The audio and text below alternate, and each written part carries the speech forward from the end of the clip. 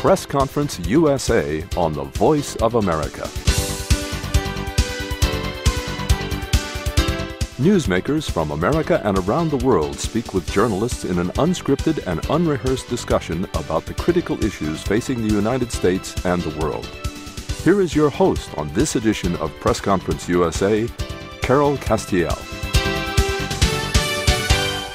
Welcome to Press Conference USA on the Voice of America. Joining me on the program is Eva Mazrieva. She's a broadcaster in VOA's Indonesian service. Our special guest on this edition of the program is Irshad Manji. She's the author of the recently published book, Allah, Liberty and Love, The Courage to Reconcile Faith and Freedom. Her previous book was a bestseller. It was called The Trouble with Islam Today, a Muslim's call for reform in her faith. Irshad Manji is a devout Muslim. She was born in Africa and raised in Canada. But she believes Islam has not sufficiently come to terms with modernity. Throughout her life and career, she has fought for change within Islam and the reinterpretation of her faith's often rigid beliefs. Since the release of her first book, The Trouble with Islam Today, Irshad Manji has shifted from anger to inspiration. However, she continues to champion the concept of ijtihad, Islam's lost tradition of independent thinking, which she believes must be revived. In addition to being an author and filmmaker, Irshad Manji is the director of the Moral Courage Project at New York University. She's also a senior scholar at the European Foundation for Democracy. Irshad Manji, welcome to the program. So happy to be here. Thanks to the both of you. It's a delight to have you. We enjoyed having you back several years ago. And I'd like to welcome my colleague from VOA's Indonesian service, Eva Mazrieva. Thank you, Carol. It's a pleasure to mine. And I think it's important to note that Indonesia is, of course, the largest Muslim country in the world. Yes, it is. Well, Irshad, you know, since your first book, The Trouble with Islam Today, tell us what has changed in you and what led you to write Allah, Liberty and Love, to move from what you say was more of an anger or an angry, attitude to inspiration. Yeah, and to inspiration and aspiration, aspiring to something bigger than just critique, but rather laying out a very positive vision, freedom-loving vision, and indeed loving vision of Islam. I came to realize that I'm not alone in having these struggles. And when I finished my previous book, I didn't know that there was a community of reformist Muslims out there. By traveling the world more than once, including, of course, pluralistic societies like Indonesia, I came to see that, wow, I don't have to operate in isolation here, but because I live in a free part of the world, Canada and America, I have a platform that so many other people don't. And so let me seize on this privilege to help amplify the voices of reformist Muslims all over the world, which I do in my new book. And one of the things they've taught me is, well, how do you then reinterpret Islam in order to reconcile Allah, the Almighty, with a concept like liberty? And it's very interesting and very simple. You see, if as a Muslim, I believe in one God, okay, not God's self-appointed ambassadors. And that means I also believe that this one God has the full and final truth of anything, which in turn means that I have to embrace my limited knowledge and the fact that all of us have very limited knowledge. So it becomes a spiritual duty to contribute to societies in which we can disagree with one another in peace and with civility, because anything less than that means that we're playing God with one another, and that is the real sin in Islam. The beauty of this interpretation then is that belief in one God obliges you to defend human liberty. And when you do that, you are showing love for the capacity of people to make their own choices and own the consequences, be responsible for the consequences of those choices. Yeah, but I know, if I may ask, Carol, for me the title is a bit paradox to me, because God, Allah, liberty and love. Is there any liberty under Allah? When we talk about Allah, it seems like as a believers, I only do or act whatever He stated in the Holy Book. Otherwise, then there will be a sanction, there will be a threat, right? Then what does it mean? Well, but how do you interpret what his word is or his will is in the holy book. The book, like any book, the Quran obviously we're talking about here, doesn't speak for itself. It is we human beings who bring our biases, our prejudices, our experiences, our viewpoints to it and decide, usually on, for other people, this is what God wills and this is what God does not will.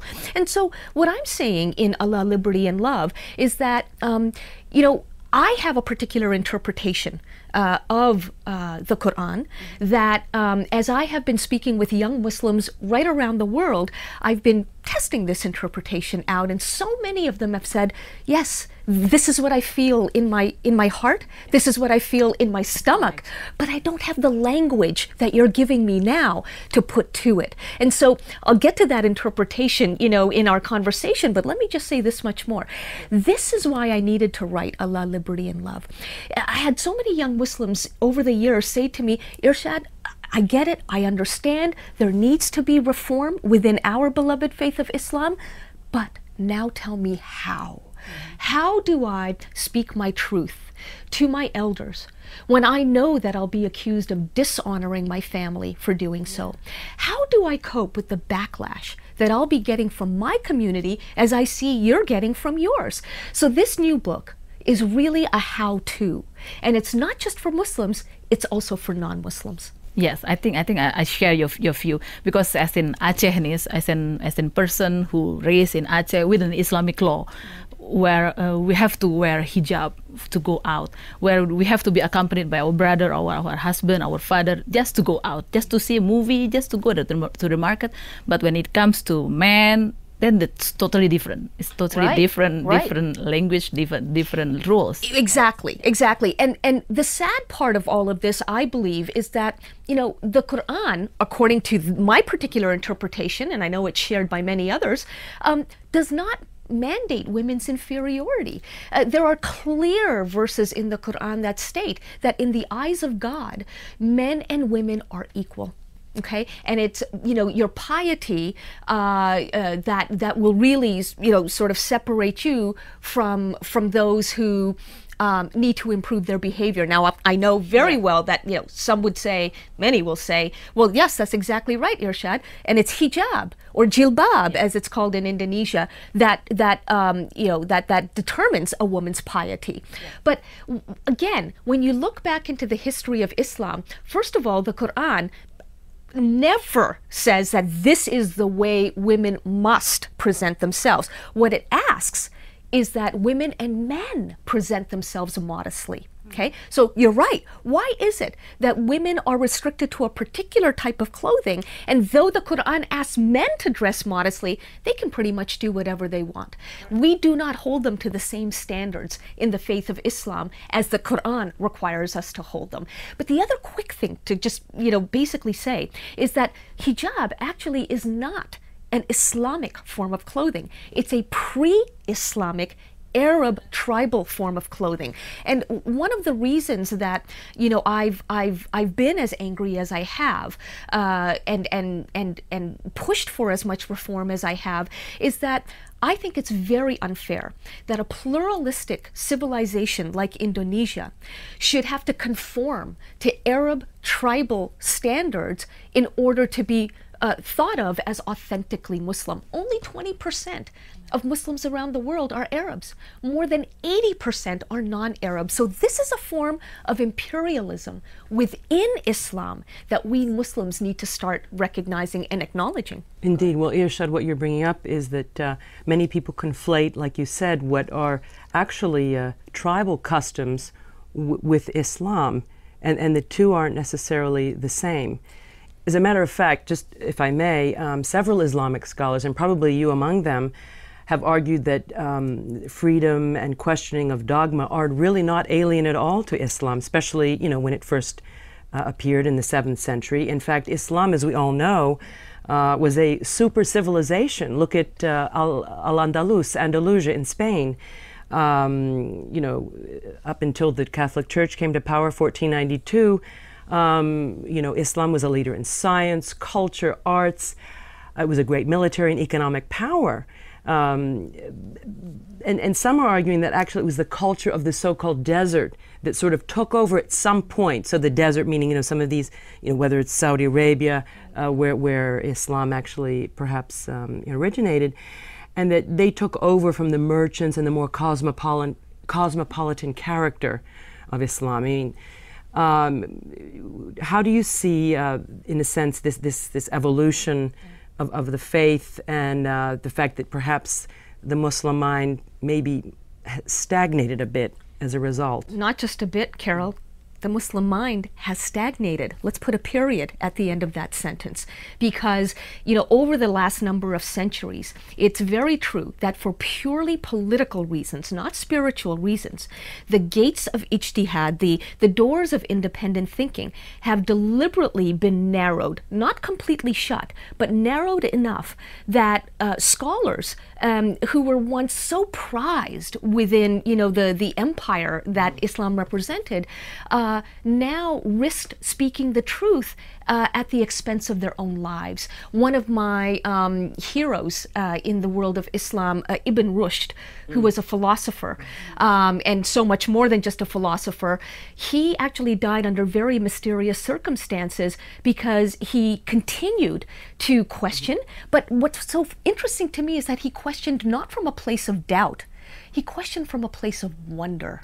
And you see, he therefore, and polymaths like him, philosophers like him, brought to the faith an aura of imagination and mystery and questioning that wasn't at all negative, but in fact was a very positive thing.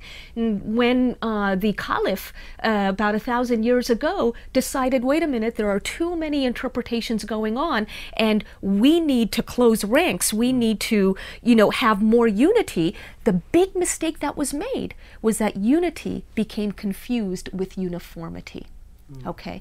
And so that, unfortunately, that mistake has followed Muslims all around the world, with very few exceptions, right to the 21st century. But because of digital technologies, I would suggest to you that this is a brand new opportunity for young Muslims to be able to ask their questions out loud and recognize that in doing so, they're not repudiating their faith. They are in fact strengthening it because they care enough about their faith to actually ask questions, as opposed to just shrug it all off and decide, okay, the status quo is what it is.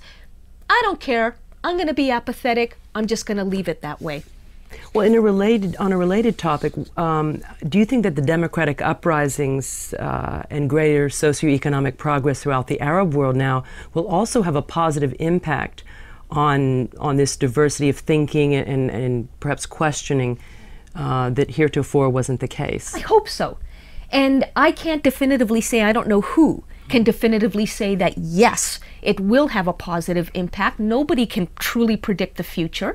But this much I think we can say with certainty, that the very fact that a relatively small group of young secular Democrats in places like Egypt worked for years, persisted for years to instigate these uprisings for freedom and managed to bring various sectors of their society into that movement shows that, a small cluster of people really can make a difference first and foremost. And moreover, by putting the political regimes of the Arab world on notice that they can't get away with their corruption forever, I think, what they've also said is that nothing needs to stay the same forever.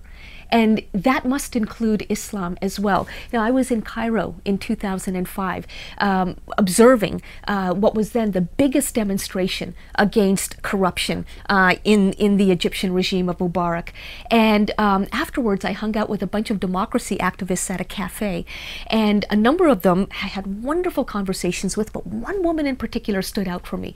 She recalled me from some of the international interviews that I've done, and she said, Irshad, I need to quietly tell you, I've fallen in love with a Jewish man. And, you know, here I am putting my life on the line to advocate for political change in my country. But what is more frightening to me is just speaking about the love of my life to my own parents. The fact that he's Jewish, that I don't believe he needs to convert to Islam in order to, you know, be the right man for me. And she asked me for advice on how to speak her truth to her own elders. And what this, again, shows to me is that what we've seen in the Middle East and North Africa isn't merely about politics with a public face. It's deeply personal as well. And I think it will have some very important implications for Islam, not the least of which is that maybe conspiracy theories will now, you know, begin to be challenged, because as a result of advocating for freedom, Arabs in general will have to begin to own their choices. So the victim mentality and the conspiracy theories that are fomented by it, I hope and I pray, will be on the downswing. You're listening to Press Conference USA on the Voice of America. Our guest is Irshad Manji. She's a TV personality, journalist, and author of Allah, Liberty, and Love, The Courage to Reconcile Faith and Freedom. And I'm joined on the program by our broadcaster from the Indonesian service, Eva Mazrieva. Yes, Carol. And Irshad, while we're at it, why don't you tell us your website? Sure. It's www.irshadmanji, all one word, .com. Well, Irshad, I wanted to follow up on what you just talked about, because you know, there's so much politics involved in this discussion. Also, there's the conflict between Israelis and Palestinians, which is also unfortunately you know, negatively impacted on this discussion of Islam, and you brought up the issue of one of your friends, a Muslim who fell in love with a Jewish man. But I mean, the truth of the matter is, Jews have done very well throughout the Arab world, at least until recently, at least until the creation of Israel in 1948. Jews have been living throughout the Arab world. They have been fared better under Muslim regimes than in Christian Europe. So really, and there's so much in common between Judaism and Islam, the basic precepts of both faiths are almost identically the same. So it's really unfortunate that you know, that these things aren't understood, and these points of convergence between both faiths have been overshadowed really by these political conflicts. And that's what so much of religion, unfortunately, is. It's politics. And one of the politics we rarely talk about, whether it's Muslims and non-Muslims, when we want to be able to reconcile, when we want to be able to understand one another, is that there is also the politics of identity. And one of the big points I make in Allah, Liberty, and Love is that so-called moderate Muslims actually aren't very moderate at all in this sense, that they can be so defensive about the label Muslim that the moment you ask them questions that remotely makes them uncomfortable as Muslims, the defenses go up right away, and the identity politics kicks in, and they begin to emotionally define themselves not for all that they are as human beings and as individuals, but they define themselves as against the other. Okay, so us versus them, either or rather than and both. And that's why probably for me, the most spiritual point that I'm trying to make in Allah, Liberty, and Love is that, you know, a majestic God doesn't create widgets. He doesn't manufacture robots. A God that is worthy of worship, that is truly majestic, creates uniqueness in each of us. So don't be afraid, I say in the book, to explore the many facets of who you are. Not just that you're Muslim, but that perhaps you think in, you know, different ways from your own family, and that you have different interests than perhaps, you know, your classmates, and that you may have a different sexuality even. And know that what God has created, precisely because He is omniscient, He is all-powerful and all-knowing, God doesn't create mistakes in how, you know, He produces individuals. Your opportunity and your challenge in this life is to know yourself fully enough that you can develop the depth of relationship with He who created you. You can say that easier, at least. Even I feel that the same. I share the same view with you. That we can say it easier since we live in U.S. or we raised in Canada like you. But imagine if you're in Kabul or in Aceh like me. Even right now, when I was still in the US, but when my planes touched down back to Aceh, then the stewardess would announce that, okay, we will arrive in this Islamic law region, please use your hijab. Then we will all cover up. Otherwise, they will look me down or just yell at me. And I keep following that rules, that tradition, that culture, and because otherwise it will humiliate my family or even my God. See, so we can speak out loud in here, but what will happen to the woman or even other people in Well, I obviously recognize that there is a huge power imbalance between a free part of the world and a relatively less free part of the world. I say relatively because Indonesia is still, ironically enough, more free than most of the Arab world and the Middle East. But Aceh is the province from which you come, Eva, very, very important case, because what I have found is that this little province in Indonesia is really emblematic of a shift that's going on in the Muslim world and the global economy, which is to say that because so many tourists from the Arabian Peninsula, from the Gulf region, are flocking to coastal provinces like Aceh for purely profit-making reasons, the leaders of these provinces are capitulating to the cultural standards that come from tribal Arabia. And now these standards are being imposed on the most vulnerable in Indonesia, chief among them women. So again, I go back to a very important point, Eva, that if we as Muslims are going to have integrity, there's that word again, integrity, wholeness, advocating against imperialism. It can't just be American imperialism. It can't just be Israeli imperialism. It's also got to be the cultural imperialism of the Arab world towards the 80% of Muslims around the world who are not Arab. One finishing point on this, I remember when I was in Indonesia in 2008, brilliant professor was teaching a large auditorium of students, and she said, understand, students, that when theologians talk about Islamic history, what they're really talking about is Arab history. And I turned to the students to see what their reactions would be, and there were many heads in the audience nodding like, yes, yes, and thank you for saying this out loud, because everybody knows it, but very few actually will say it.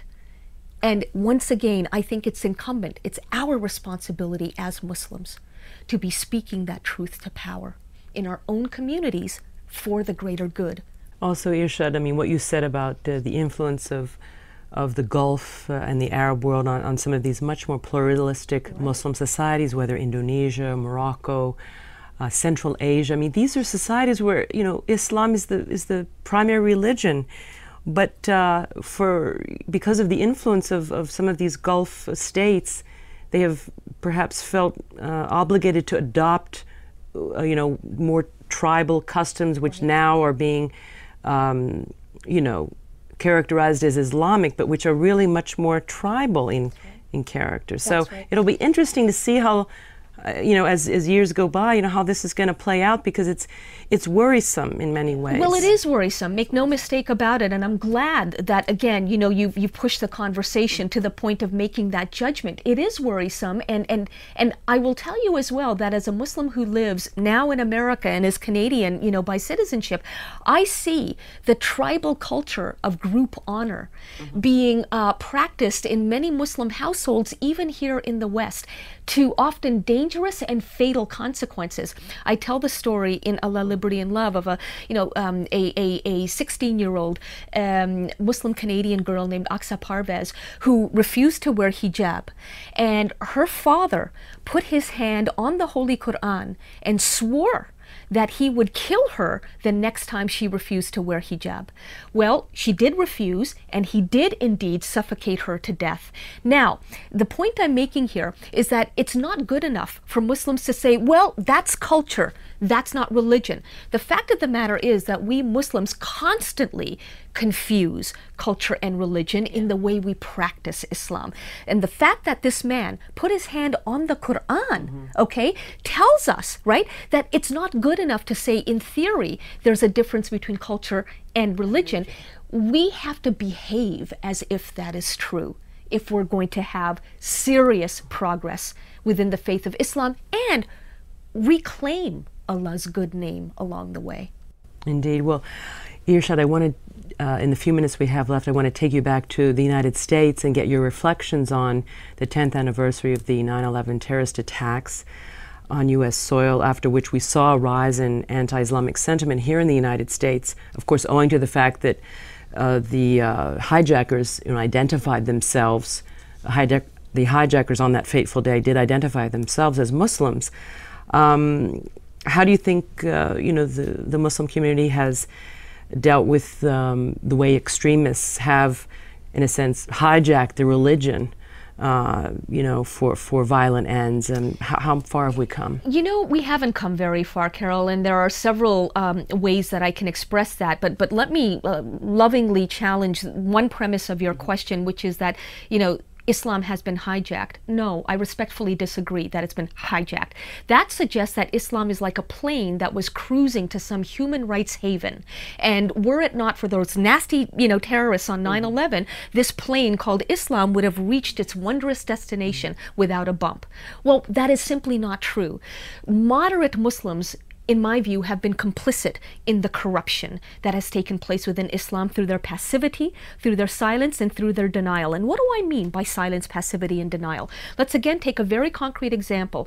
Not very long ago, as you know, a Muslim by the name of Nidal Malik Hassan, an army major in the U.S., opened fire on his fellow Muslims in Fort Hood, his fellow soldiers in Fort Hood, Texas, with the words Allahu Akbar, God is great, dripping from his lips. Now, the first thing that moderate Muslim organizations in the U.S. said when news of this broke was, no, don't misunderstand. Islam has nothing to do with this.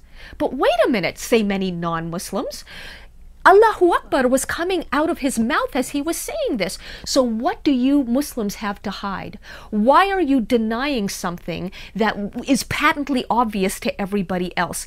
But point I'm making is that by engaging in this denial and this passivity and this silence, moderate Muslims are actually raising suspicions about Islam rather than quelling suspicions. So once again, it is the supposedly good guys within Islam who are actually part of the problem, not part of the solution. And that's why I say the real key to progress within Islam is reformists. Okay, those who not just are not denying that religious inspiration has some role in all of this, but who are willing to say we also need to come back at the extremists, the violent extremists, with bold and competing reinterpretations of the very verses that they are using.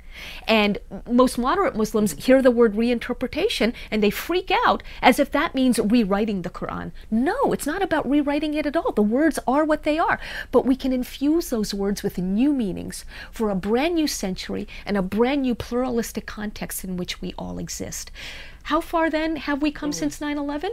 Clearly, among moderate Muslims, not very far. And moreover, the way that moderate Muslims are increasing suspicion about Islam means that there's also much more fear among non-Muslims of Islam in places like America and Canada, and generally in the West, than there was, I would argue, even immediately after 9/11. Well, that's a disturbing conclusion. Well, it is, and yet we, again, have the power to change that. I often have to remind our fellow Muslims, Eva, that Islam doesn't just speak for itself. It's not an entity with its own voice. No religion has a voice as such. It is its practitioners, its believers who define through their behavior what that religion is. And so if that's true, and I think it very much is, then that also means that by changing ourselves, by having the courage to engage in self-reform, we Muslims can also convey a brand new image of Islam, and one that is so much more in keeping with the loving and freedom-oriented Allah, God, that we claim is at the heart of Islam. That's the most crucial ijtihad that we should do, right? I think so. It's exactly right. Self-reform. And it restores faith with a beautiful passage in the Quran, which states, God does not change the condition of a people, until they change what is inside themselves. That's chapter 13, verse 11. And I like to think of it as a 1311 kind of solution to the 9/11 abomination. I think that's a good point on which to conclude, and also to say that in places like Morocco, for example, we have examples of using Sharia, Islamic law, in a very positive way, reinterpreting in favor of women, for example. So some countries are, in a sense, following your recommendations, and hopefully Indonesia also will do that, because it has that enlightened tradition as well. Exactly right. There is hope, real hope, and I thank you for pointing that out, Carol. Well, the book is Allah, Liberty and Love, and the author, Irshad Manji. Irshad, a delight to have you on the program. Thanks so much for coming in. Thanks so much to the both of you. Thank you so much.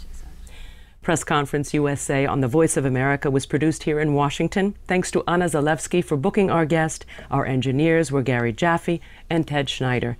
And joining me on the program was Eva Mazrieva, broadcaster in VOA's Indonesian service. And I'm Carol Castiel. Join me again next week for another Press Conference USA on the Voice of America.